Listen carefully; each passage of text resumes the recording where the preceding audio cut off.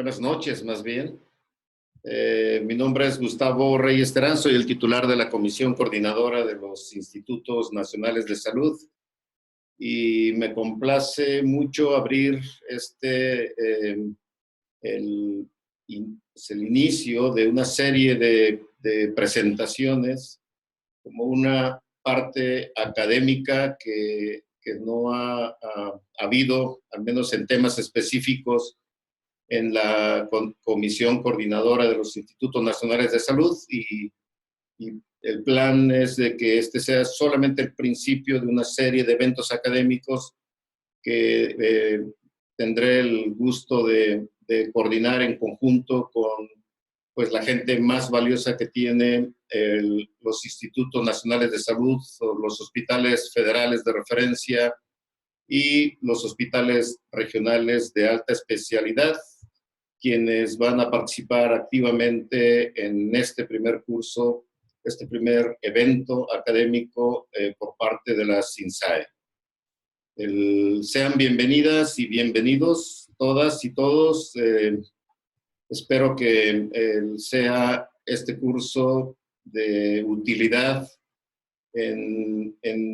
sobre todo en el contexto que nos pesa en este momento, que se llama COVID-19, la enfermedad causada por el SARS coronavirus 2, el agente causal, y que se ha expandido globalmente, y México justamente en este momento en algunos puntos como el del Valle de México está siendo afectado primariamente, donde seguramente el epicentro del problema está ocurriendo, y para el que hemos preparado una respuesta que tiene como factores determinantes, el primero, una enorme preparación que hubo desde hace más de 7 semanas y que ha servido para hacer frente a los primeros casos graves.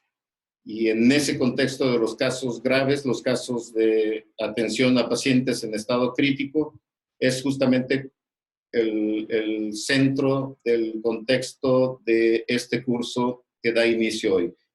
Pues sean bienvenidas y bienvenidos y esperemos que sea de enorme utilidad lo que se plantee en los diversos temas que aquí se van a discutir, describir y discutir con todos ustedes. Es interactivo además, con las presentaciones de casos clínicos propios, y que seguramente van a conllevar a una enorme discusión académica, que es finalmente el objetivo de estos cursos. Bienvenida, la doctora Carmen Hernández Cárdenas, jefa de las áreas críticas del Instituto Nacional de Enfermedades Respiratorias, y es, desde mi punto de vista, quien más experiencia y conocimiento tiene para tratar o para estar a cargo de una unidad de terapia intensiva respiratoria, y que es justamente lo que se requiere en gran medida para atender a los pacientes en estado crítico. Bien, bienvenida y adelante. Gracias. Comparto. Sí. Bueno, muy buenas tardes a todos.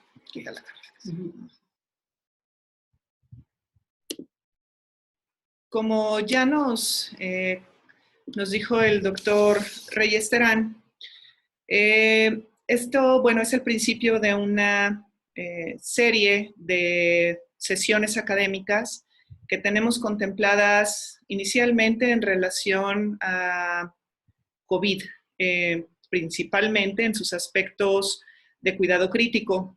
Este es el primero de varios casos clínicos que serán extraídos de nuestras unidades de terapia intensiva, de los hospitales que se encuentran dentro de la coordinación, para poder ilustrarlos y discutirlos con todos ustedes.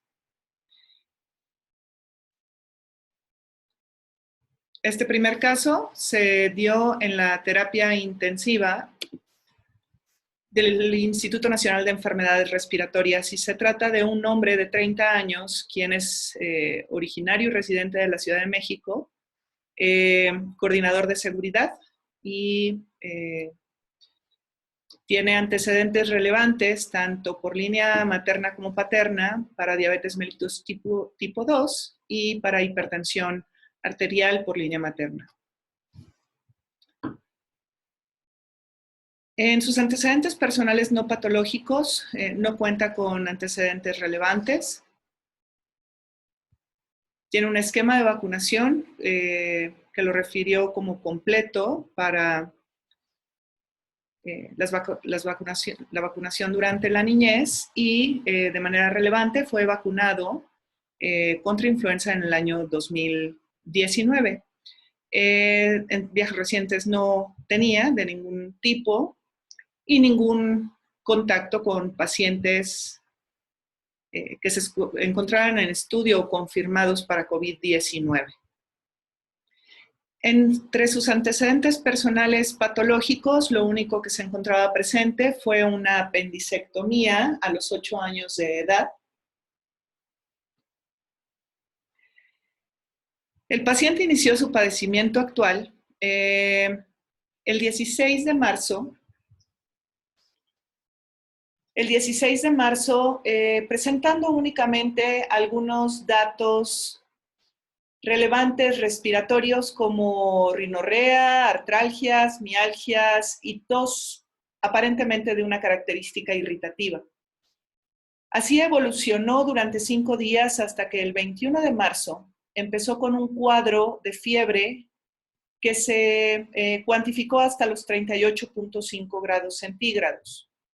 Se presentó el día 22 de marzo, al siguiente día, al Instituto Nacional de Enfermedades Respiratorias en el triage respiratorio, donde fue encontrado con una frecuencia respiratoria de 28, saturación al aire ambiente de 86% y se auscultaron ruidos respiratorios disminuidos.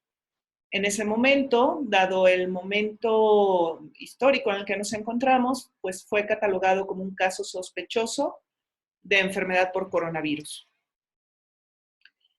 El paciente fue ingresado a la sala de observación donde se intentó estabilizar, hablando de sus síntomas respiratorios. Se le tomaron algunos estudios paraclínicos relevantes en cuanto a laboratorio, radiografía de tórax y se tomaron pruebas para diagnosticar coronavirus y un perfil viral respiratorio completo, ambos por hisopado nasal y faringio. Además, se tomaron estudios de imagen, los cuales contemplaron una radiografía de tórax y una tomografía de tórax. Esto fue en las primeras 6 horas de estancia en la unidad de observación. En la radiografía de tórax encontramos estos hallazgos. Se puede observar cómo hay infiltrados múltiples de tipo algodonoso que se encuentran en segmentos varios dentro de la radiografía. Además, en la tomografía podemos describir que se encontraron áreas importantes con vidrio deslustrado, algunos infiltrados alveolares y un poco de broncograma. Aquí también encontramos esto, no existen otro tipo de hallazgos. Lo más importante fueron estos pequeños focos, principalmente de vidrio deslustrado. Estos fueron los resultados de los laboratorios que comentamos se le tomaron de manera inicial y aquí hay algunas cuestiones relevantes. Principalmente se encuentra en la gasometría venosa central una saturación venosa central adecuada, en 72%. En la gasometría arterial, una relación PaO2-FiO2 disminuida, aunque aún no se encontraba con presión positiva al momento de ser tomada. Se encuentra de manera relevante un TTP prolongado, discretamente prolongado, y también de manera muy importante, aunque el paciente no contaba con diagnóstico como diabético, encontramos una hemoglobina glucosilada alta. Hay que recordar que esta determinación no se afecta de manera inmediata por cuadros agudos, sino que es el promedio de glicemias o es afectada por promedio de glicemias durante los últimos 90 días de evolución. Aquí también encontramos una procalcitonina al ingreso negativa, una PCR de 2.7.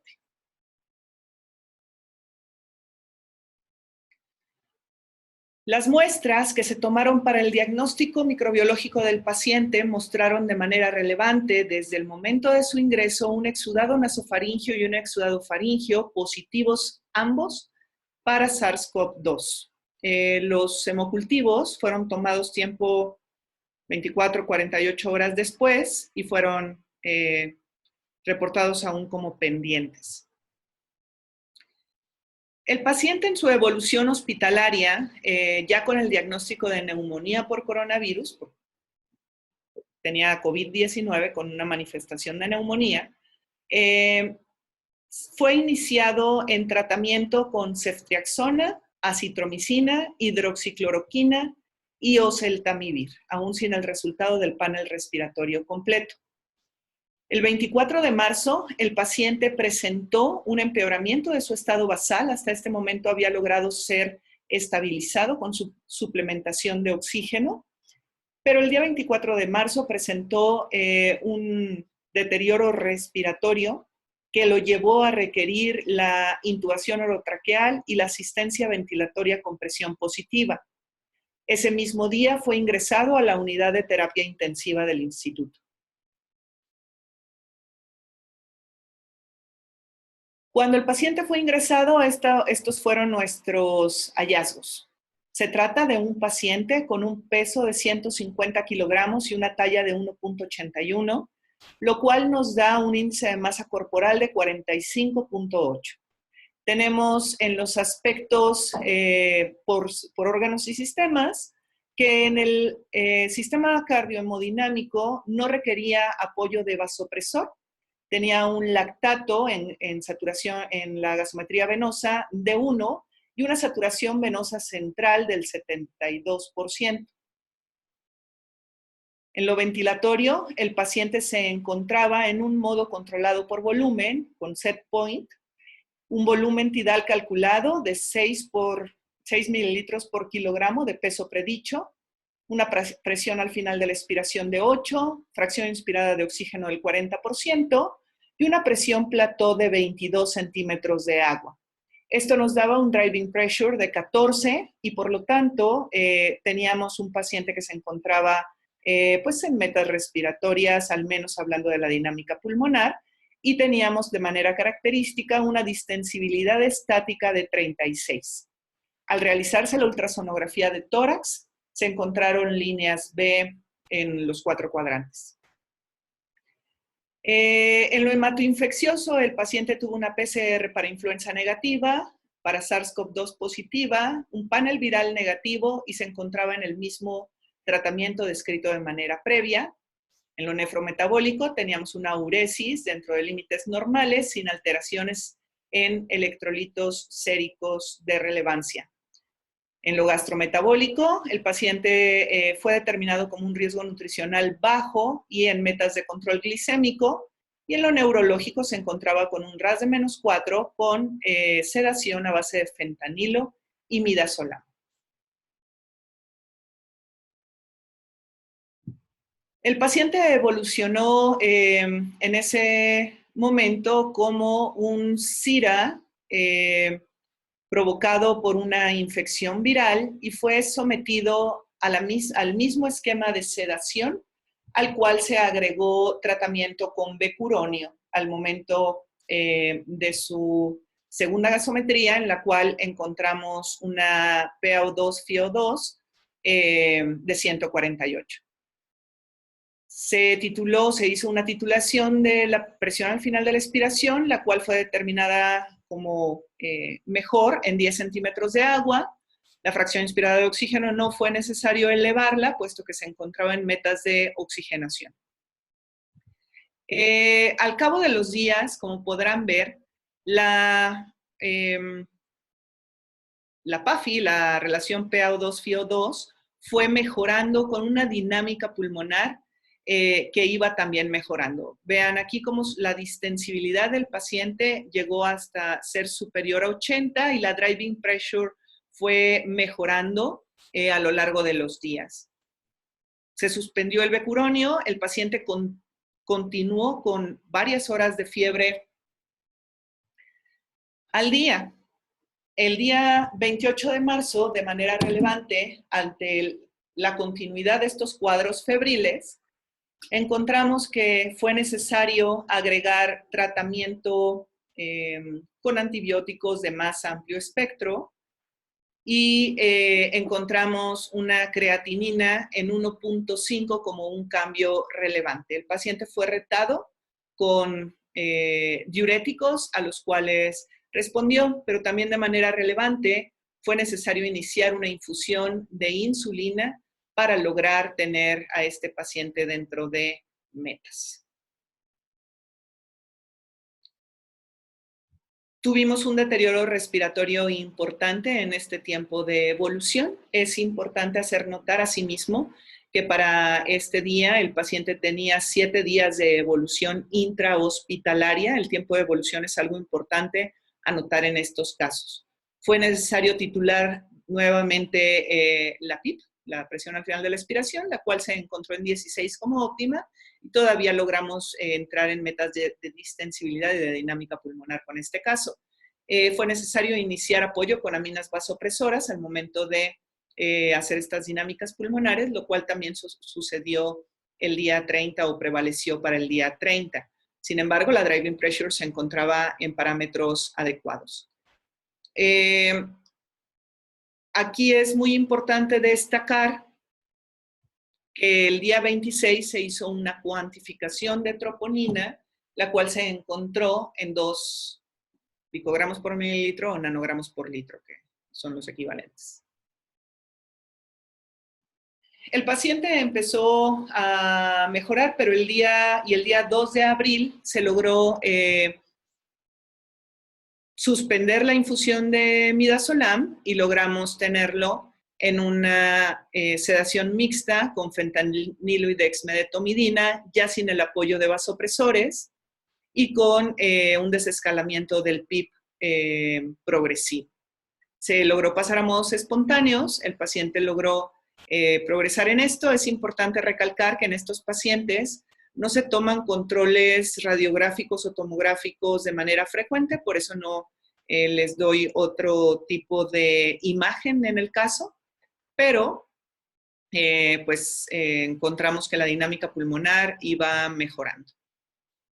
Entonces, el día 4 de abril, el paciente tuvo un nuevo empeoramiento con un nuevo cuadro febril persistente, aunque nunca había defervecido al 100%. Los linfocitos persistieron bajos y aquí se hizo una cuantificación nueva de dímero D, el cual se encontró en 9.77 microgramos por mililitro, francamente elevado. Al siguiente día, el paciente continuó febril de manera más persistente, los linfocitos sin elevarse, los leucocitos parcial, sí con una ligera elevación en los últimos 2 días de evolución, sin mucho empeoramiento de la dinámica pulmonar, pero bueno, ya había sido iniciado nuevamente en sedación desde el día previo, debido a que el cuadro inflamatorio parecía empeorar. Aquí tenemos los únicos cuadros radiológicos que se fueron tomando en este paciente. Esta es la radiografía a su ingreso, la cual un par de días posterior a su ingreso, cuando ingresó a terapia intensiva, la cual muestra los mismos focos neumónicos de los cuales habíamos sido testigo, y el día 5 de abril, que es el último día descrito en la progresión intraterapia intensiva, pues vemos cómo hay algunas áreas de progresión en la neumonía de focos múltiples que ya veníamos observando. El día 6 de abril el paciente presenta de manera súbita un deterioro hemodinámico importante con un cuadro de taquicardia, una presentación de un infradesnivel del ST, enzimas cardíacas que mostraron una CK de 944, una mioglobina elevada y una troponina que había sido ya cuantificada como elevada en su ingreso, aún más elevada, en 24. Cuando nosotros tenemos este cuadro de presentación, observamos que en el electrocardiograma se encuentran francos desniveles del segmento ST, los cuales parecen progresar desde B1 hasta B6, y así mismo tenemos algunos desniveles positivos del ST en las derivadas bipolares. Por lo tanto, pudimos como constatar que el paciente estaba teniendo pues, un fenómeno cardíaco de reciente inicio que no había sido observado en su electrocardiograma basal. Al momento de medir los segmentos QT de este paciente en sus últimos 3 días de evolución, no se observó prolongación del mismo, dado que osciló entre 0.42 y 0.43. ¿Qué es lo que podemos estar observando en un cuadro clínico como el que se está presentando aquí? Bueno, estamos con un paciente que tiene abundantes riesgos de evento cardiovascular. Es un paciente con obesidad, es un paciente del género masculino, es sedentario y además tiene antecedentes familiares positivos para diabetes mellitus 2, pero él además presenta una hemoglobina glucosilada a su ingreso, que por sí misma podría ser diagnóstica de diabetes. ¿Qué otros eventos o qué otras situaciones se implican en un caso como este? Tiene factores de riesgo para tener una aterosclerosis acelerada, una trombosis coronaria con lesión miocárdica aguda.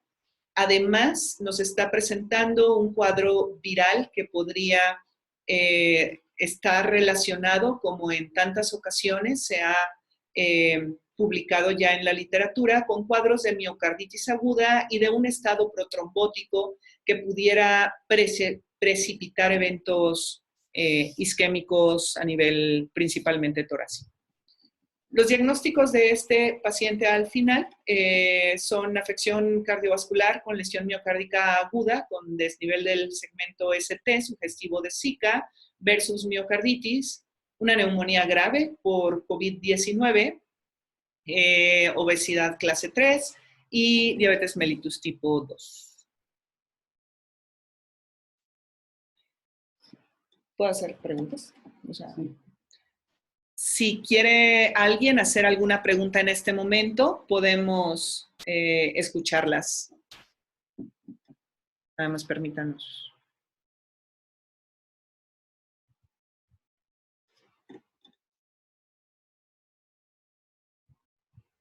Que lo escriban. ¿Que lo escriban? Uh-huh.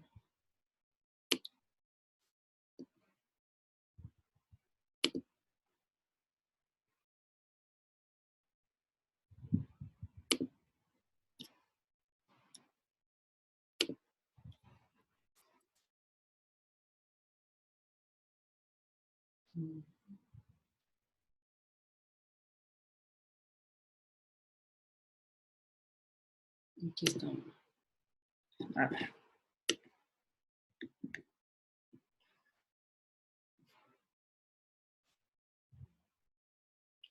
Bien, hay una pregunta que nos hacen si el dímero D se vio alterado en este caso. Sí, se vio alterado. Tuvimos una cuantificación de dímero D en 7.7. Es la única, ¿no? Sí, hasta ahorita sí. Muy bien, bueno, no hay más preguntas. ¿Tiene alguna biopsia? No tenemos biopsia de ningún tipo en este caso. Estos casos, pues sí se tratan de invadir lo menos posible. Okay, regresamos a la presentación.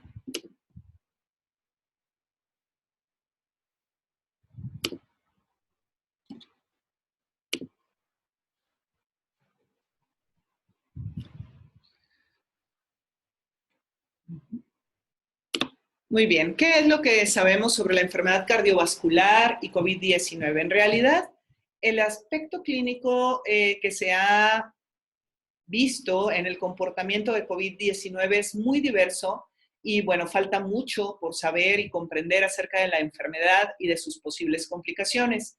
Sin embargo, es muy válido hacernos cuestionamientos sobre por qué le pudo suceder algo probablemente como un fenómeno isquémico coronario a un hombre de 30 años, aunque sí tenía pues factores de riesgo importantes.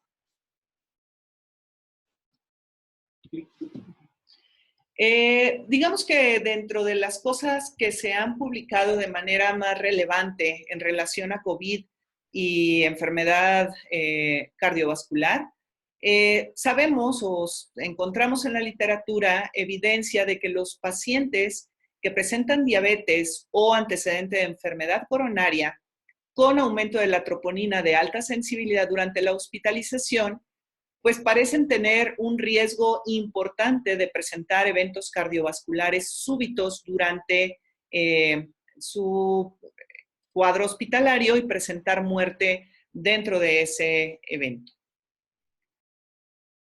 Aquí tenemos algunos ejemplos de lo que se sabe sobre los factores de riesgo y en particular para este caso es muy relevante observar que en diabetes se encuentra un riesgo importante, siendo un alto porcentaje de los pacientes no sobrevivientes los que la pueden sufrir y por lo tanto tiene un factor de riesgo de presentar muerte durante su estancia hospitalaria.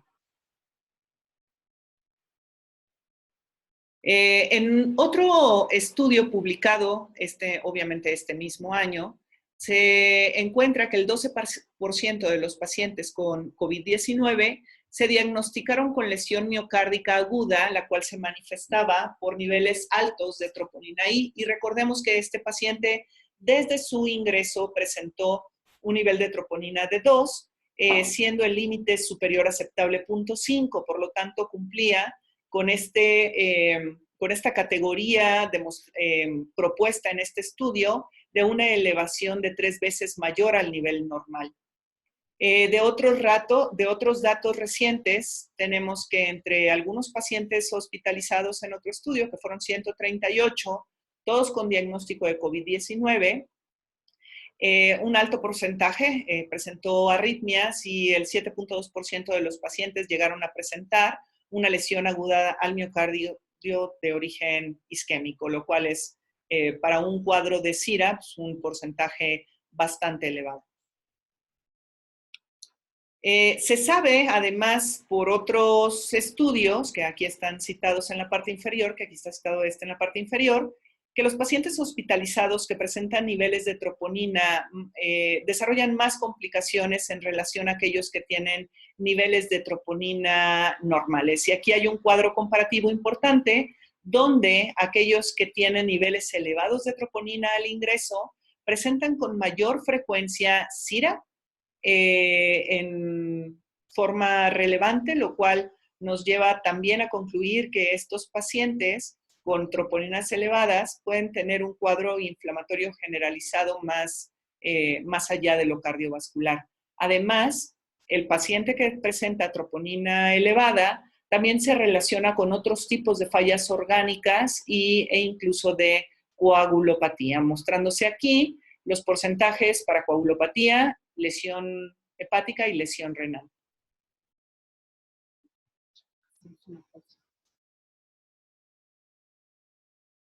Ok, nada más queremos agregar que ustedes pueden en la parte en el botón de participantes, pueden levantar la mano y de esa manera nosotros nos vamos a dar cuenta para habilitarles el audio y que puedan hacer un comentario, porque en este momento todos lo tienen desactivado, pero es posible hacer un comentario con audio, además de lo que pueden escribir en el chat.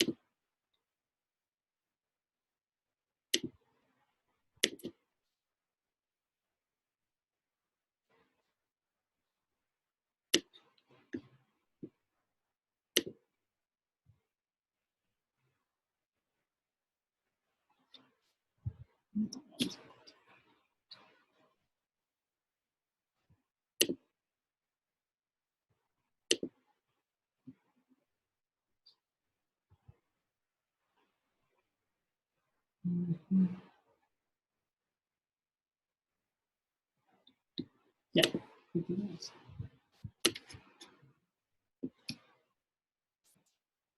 Muy bien, continuamos.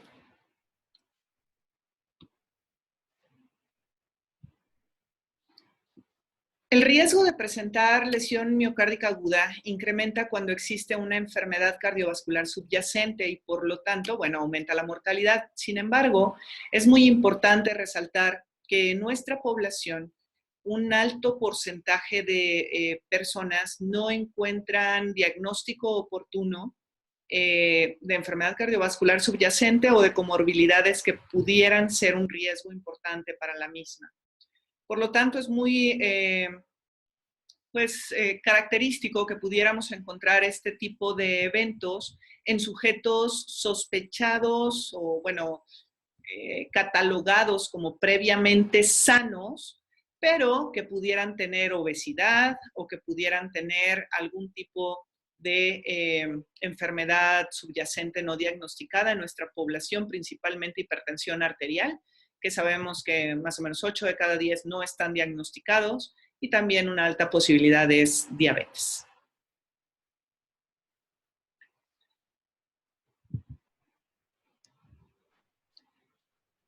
En esta gráfica quiero nada más hacer énfasis en que el paciente que se considere sin enfermedad cardiovascular de base, pero con niveles elevados de troponina a su ingreso, en realidad también tiene un porcentaje de mortalidad más alto que pacientes en donde los niveles de troponina fueron considerados normales. Si además consideramos que algunos de nuestros pacientes sí pueden tener enfermedad cardiovascular, pero no diagnosticada, pues entonces la mortalidad de este grupo sería la más alta de todas. Entonces tenemos un grupo de pacientes que puede presentar una frecuencia más alta de complicaciones y un mayor riesgo de disfunción orgánica, como se observa en el estudio, donde se encuentra un alto riesgo de SIRA, de enfermedad renal y de enfermedad hepática.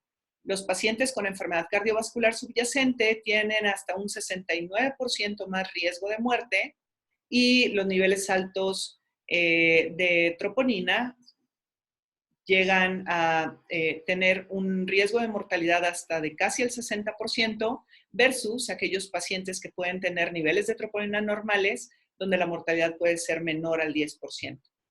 Entonces, aquí hay un mecanismo potencial subyacente a la presentación de lesión miocárdica. Puede ser que la enfermedad viral dañe algunas células miocárdicas de manera directa o bien que desencadene una respuesta inflamatoria sistémica que vaya a afectar directamente la función cardiovascular, como se ha demostrado en algunos eventos de activación adrenérgica o directamente inflamatoria. Puede haber un evento de placa coronaria inestable que provoque esta interacción inadecuada con la dinámica de un exceso en la demanda de oxígeno y en el consumo de oxígeno y por lo tanto lleve al paciente a una lesión miocárdica por obstrucción y bien podemos tener un componente de una hipoxia que no haya logrado ser corregida en su totalidad y que por lo tanto disminuya el aporte de oxígeno y empeore los fenómenos isquémicos que de por sí podrían estarse llevando a cabo. Los niveles plasmáticos de troponina se van a correlacionar de forma lineal con los niveles de proteína C reactiva. Entonces, podemos sacar una asociación o concluir una asociación entre la presencia de troponinas elevadas con una reacción inflamatoria que podría estarse llevando a cabo de manera sistémica, pero afectar preponderantemente la circulación central de los pacientes. También de aquí podemos concluir que al ver una relación lineal importante, pues los pacientes podrían ser seguidos de alguna manera con PCR, donde no tuviéramos la disponibilidad de lesiones de mediciones seriadas de troponina. Aquí hay un desequilibrio de las respuestas en la tormenta de citocinas que podría llegar a contribuir a la lesión del miocardio. La liberación de citocinas en una infección puede causar precisamente como el resultado de la interacción de los círculos que observábamos hace un momento, podría llegar a provocar fenómenos microtrombóticos que pudieran empeorar, no necesariamente por inestabilidad de la placa de aterogénesis, sino exclusivamente por un estado protrombótico localizado, la disminución en el aporte de oxígeno de manera local hacia el corazón. ¿Cómo prevenir y controlar la lesión miocárdica? Pues la verdad es que tenemos pocas maneras de garantizarlo en los pacientes que se encuentran graves o en estado crítico. Lo más importante es intentar, con los tratamientos que en algún momento hablaremos de ellos en sesiones posteriores, intentar disminuir el tiempo de replicación viral. Después, tratar de frenar la cascada inflamatoria que se ha propuesto de diversas maneras, se da de una manera muy agresiva en estos pacientes. Podemos llevar a la prevención de complicaciones cardiovasculares basados en terapias de anticoagulación, estabilización de la placa, que ese todavía no está como muy normado, tampoco el de la anticoagulación, son propuestas, y agregar también antiagregación. Y siempre será importante desde el inicio tratar de estratificar la enfermedad cardiovascular que el paciente pudiera tener de manera subyacente y no diagnosticada. También está la posibilidad de que estos pacientes desarrollen no un fenómeno isquémico puro, sino una miocarditis aguda que se pudiera presentar en estos pacientes como una alteración generalizada del ST, que también podría corresponder al cuadro clínico el cual estamos abordando, ¿no? Y bueno, aquí hay algunos ejemplos que nos muestran cómo en imágenes de resonancia pues sí se muestran fenómenos inflamatorios del miocardio que se encuentran generalizados e infiltrados a nivel de las biopsias miocárdicas, ¿no? Con vasos cardíacos coronarios normales. Estos cuadros se han diagnosticado como cuadros de miocarditis fulminante y dan episodios de muerte súbita y podrían dar episodios de arritmias letales.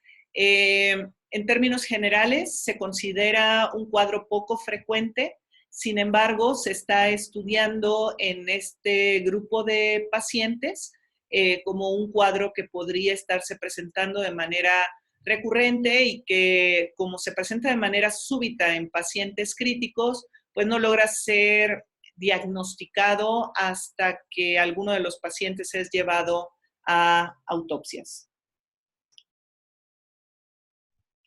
Puede ser esta presentación fulminante un marcador de una respuesta inmunológica o inflamatoria muy grave que podría ser secundario a un aclaramiento viral efectivo y como otros tipos de CIRAs que se correlacionan con la intensidad de la respuesta sistémica inflamatoria para controlar una infección, estar afectando de esta manera también el miocardio y podría darse con mayor frecuencia en cuadros donde el virus esté afectando también al miocardio, dando una miocarditis infecciosa y por lo tanto el fenómeno inflamatorio desencadenar un cuadro fulminante.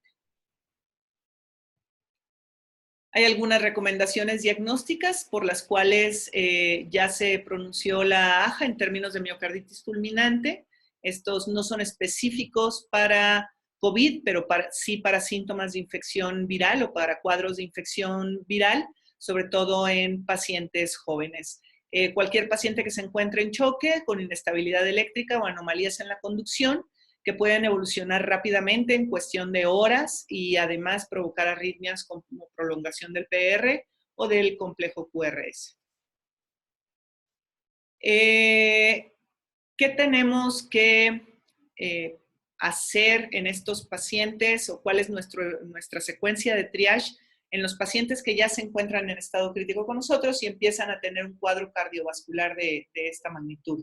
Un reconocimiento precoz del compromiso circulatorio, una presión de pulso arterial estrecha, taquicardia sinusal importante, extremidades frías, datos de choque en general. Podrían llegar a presentar fiebre secundaria, inflamación severa. Esta fiebre se considera no siempre, se considera no de origen infeccioso y ya no secundaria al cuadro viral. El diagnóstico más común en estos casos podría ser infección y sepsis, pero hay que recordar que ahorita, en el momento en que nos encontramos de esta epidemia, pues presentar una miocarditis grave por la respuesta a la infección viral podría ser una causa común. En este paciente necesitamos también poner de manera muy relevante que su hemoglobina glucosilada lo categorizaba como un paciente que probablemente pudiera tener diabetes, aunque hiciera falta una segunda medición de manera ideal. Y hay que recordar que cuando tenemos un paciente diabético con COVID, se encuentran varios marcadores de mal pronóstico de manera relevante dentro del grupo de pacientes diabéticos. Es más común que tengan cuadros de linfopenia, cuadros en donde se eleva la proteína C reactiva de manera más importante en los diabéticos versus los no diabéticos. La interleucina 6, que es un marcador inflamatorio tardío, que también se ha encontrado de manera muy importante en cuadros graves de COVID, en cuadros graves que llevan con alta mortalidad, también se encuentra más elevada en el paciente diabético. Y la cuantificación de fibrinógeno, que también es uno de los factores que nos hacen ver la afección de la coagulación que podemos llegar a tener.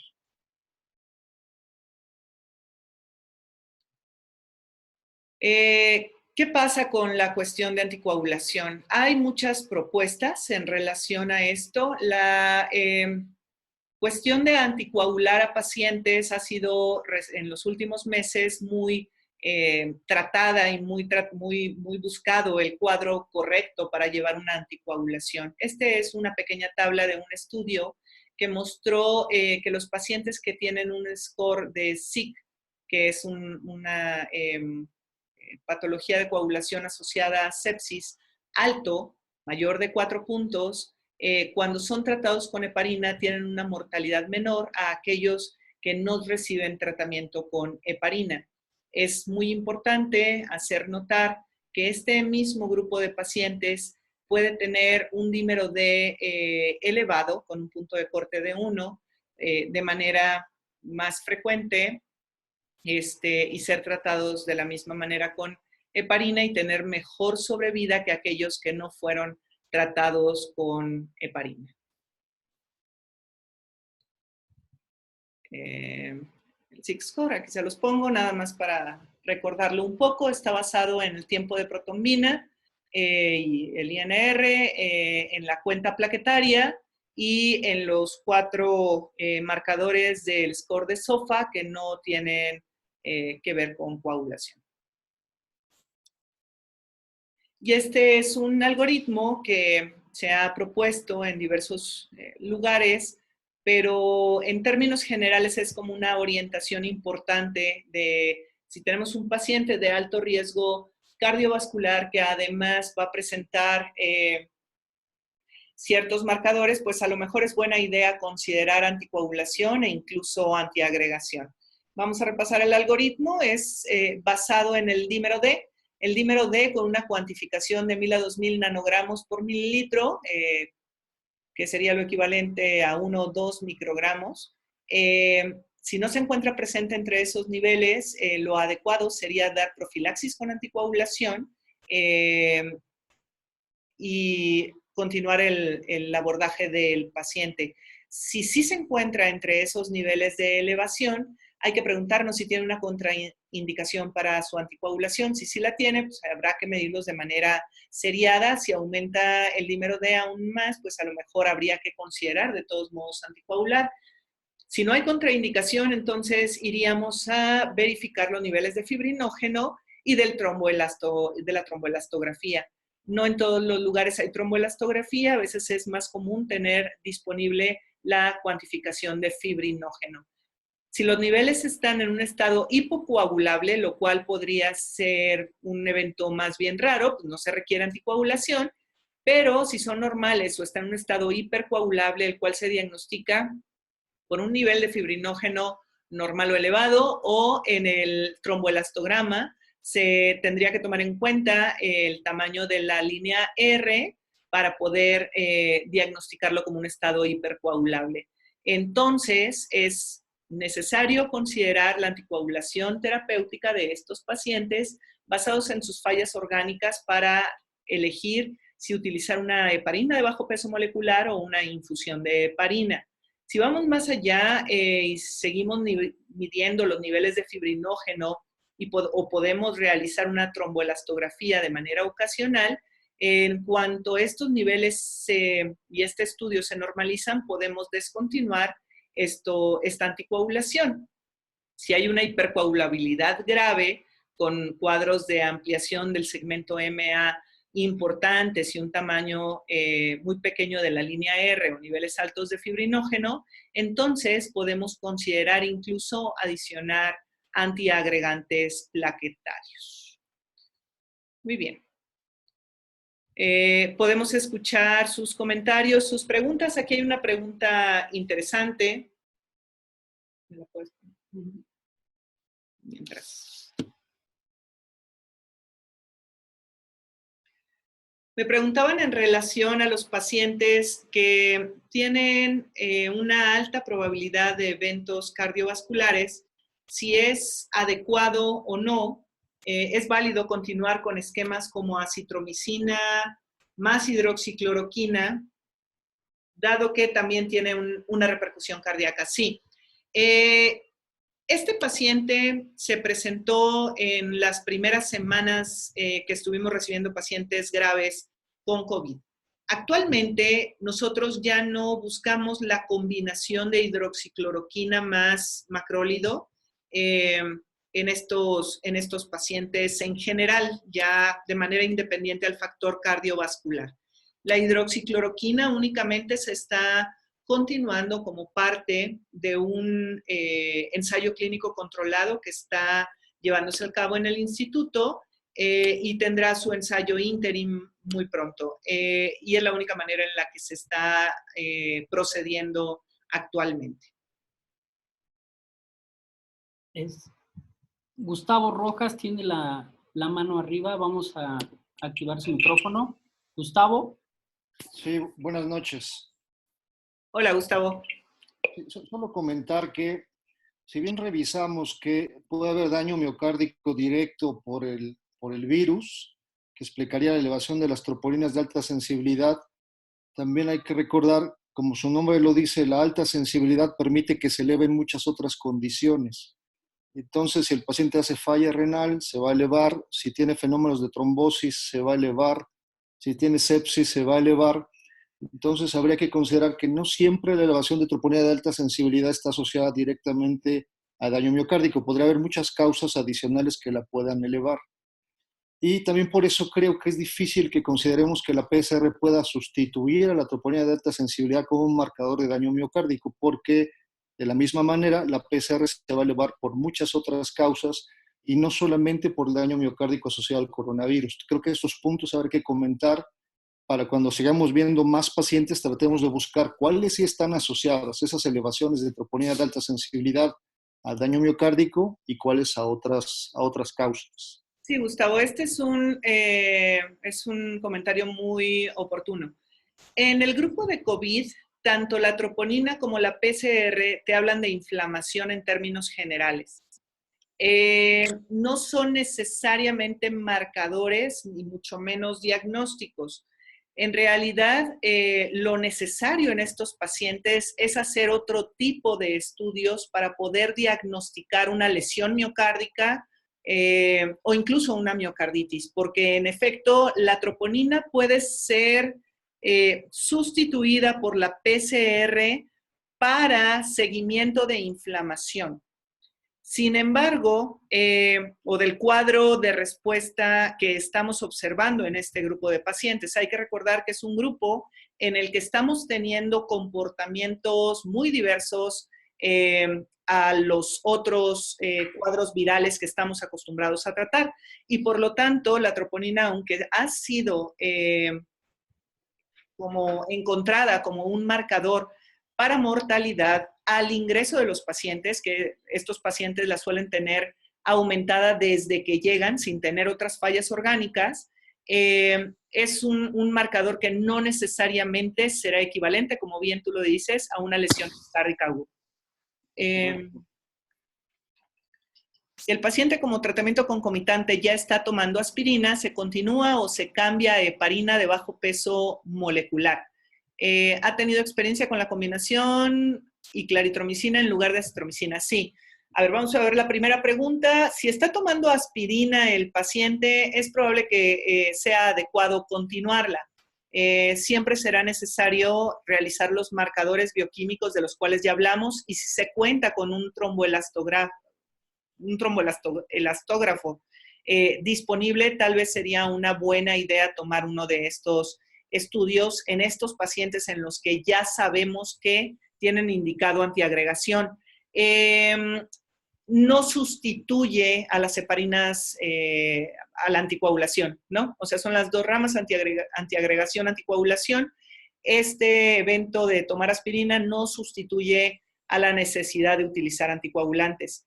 Y lo de la experiencia con hidroxicloroquina y claritromicina, sí la hemos tenido. Una de las infecciones más comunes que se encuentran en COVID, una de las coinfecciones es micoplasma. Y por lo tanto, a veces es necesario dar tratamiento de atípicos. Lo que sí estamos intentando es no darlo hasta tener el diagnóstico de que el paciente está coinfectado.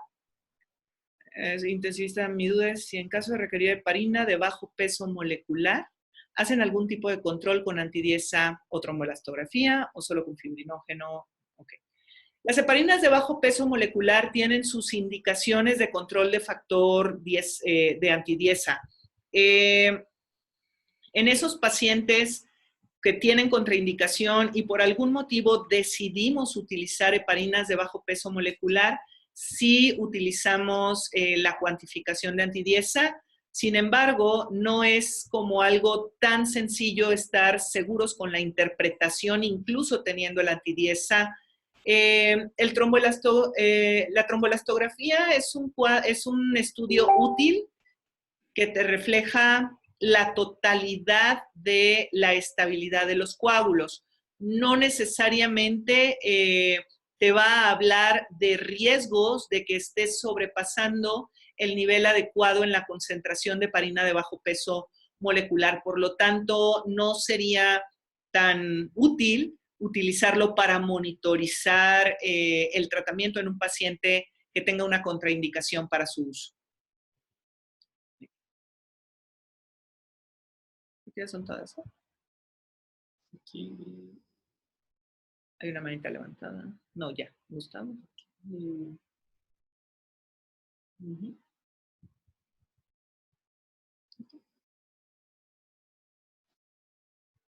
Muy bien. Tenemos otra pregunta. Pacientes con riesgo cardiovascular subyacente, como el caso, con troponinas elevadas y evidencia de daño miocárdico.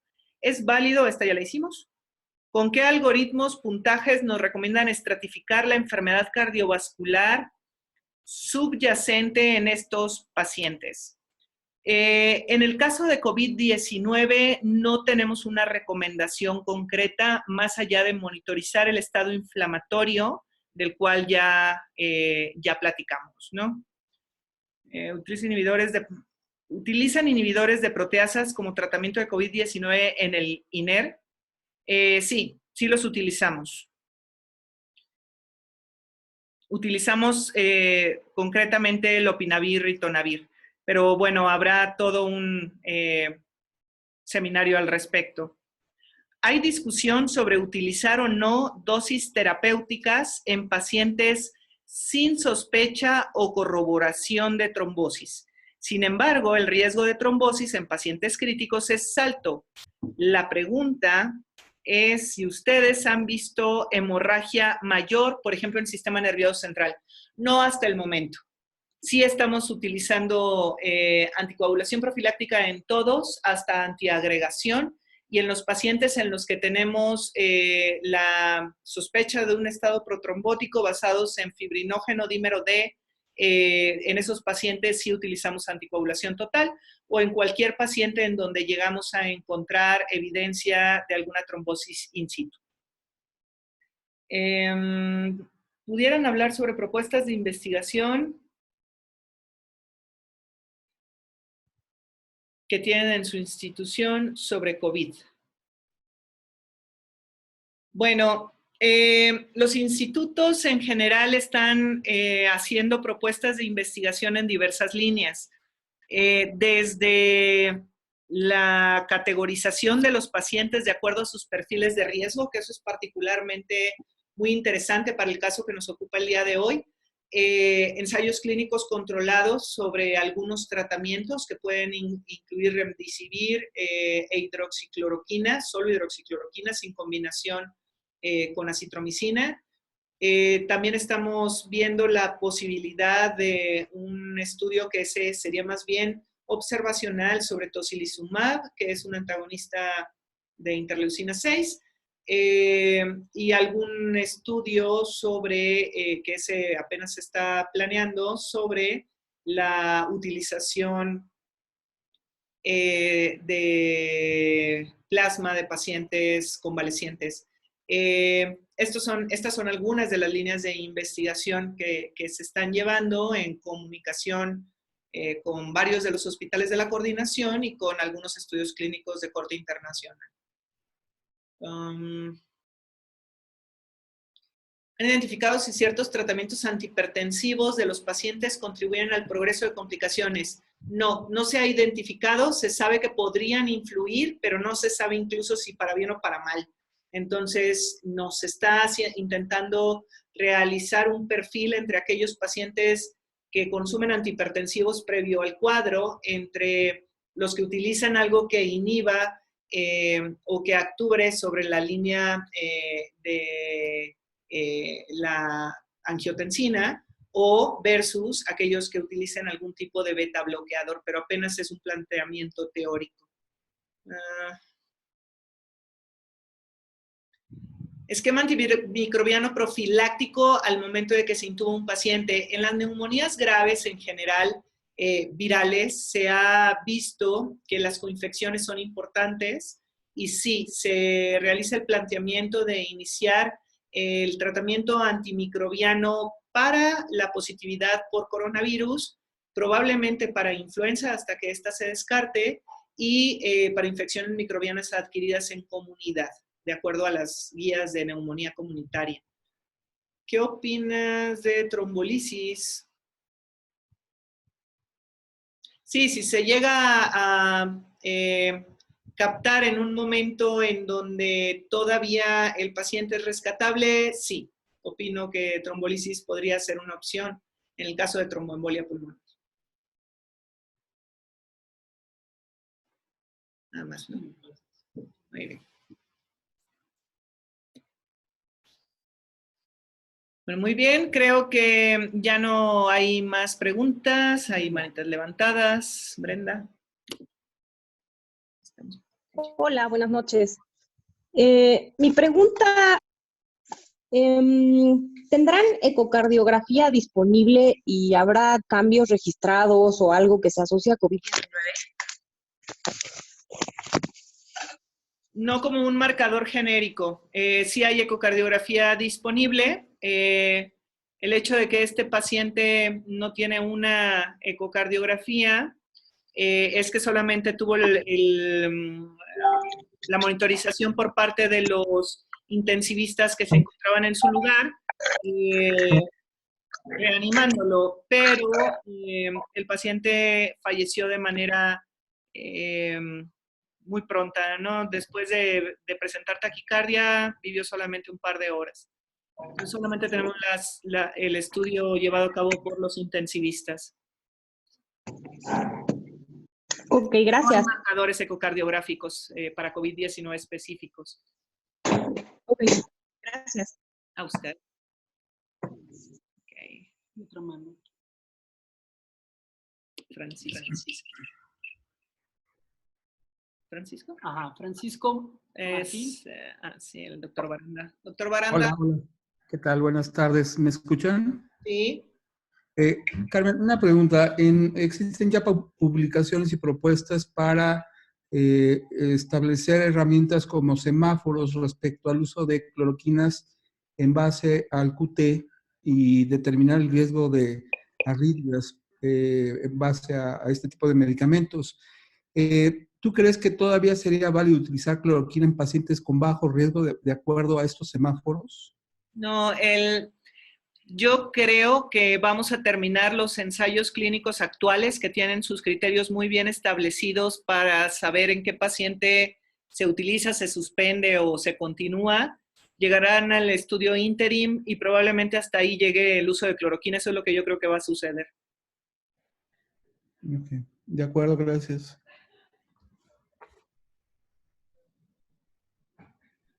Ok. Gustavo, ¿tienes otra pregunta? ¿O comentario? ¿Cómo le doy la palabra a Gustavo? ¿Un minuto?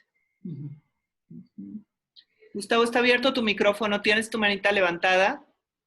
Ok, sí, no básicamente los comentarios que hice al principio sobre las troponinas. Creo que es muy interesante el campo que se abre a nosotros en el Instituto Nacional de Cardiología, es poder monitorizar las alteraciones de función ventricular con imagen en la mayoría de los pacientes y ver los niveles de troponinas. Eso nos va a dar información interesante. Y lo otro que comentabas, nosotros tenemos la disponibilidad de tromboelastografía y medir otros marcadores de coagulación. Creo que vamos a empezar a medirlas en todos los pacientes y les informaremos qué es lo que vamos encontrando, si estas alteraciones en la tromboelastografía se asocian directamente con el nivel de gravedad de los pacientes. Eso nos dará más información para apoyar qué tanto vamos a anticoagular a este grupo de pacientes.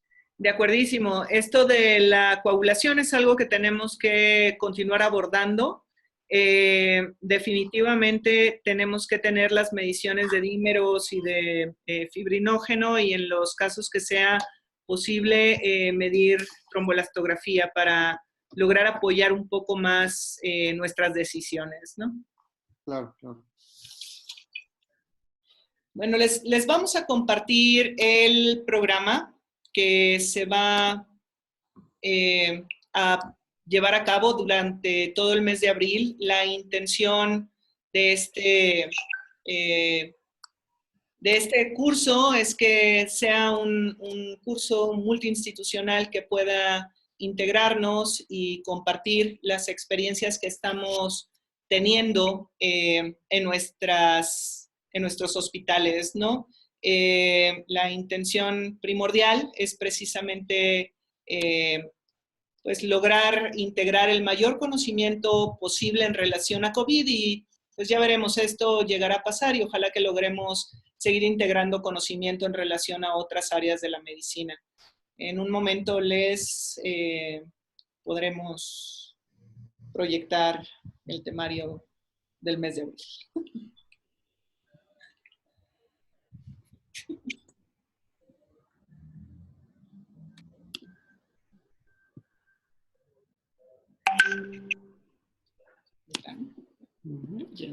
Bien, en la página SINSAE, en el segmento de SINSAE.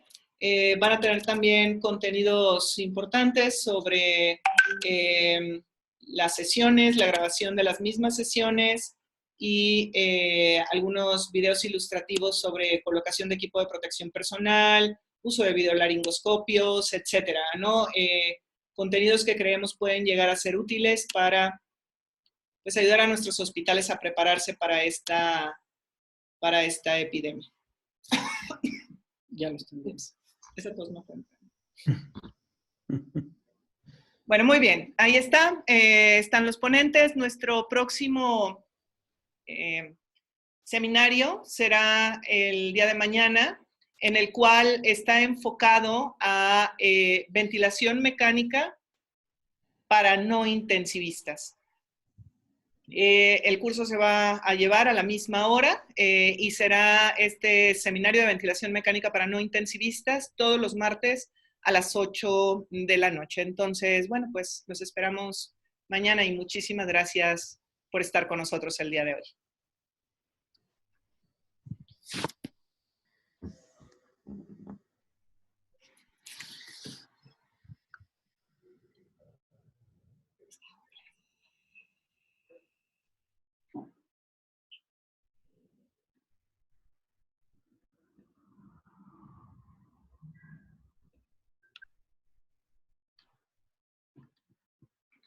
Mm-hmm.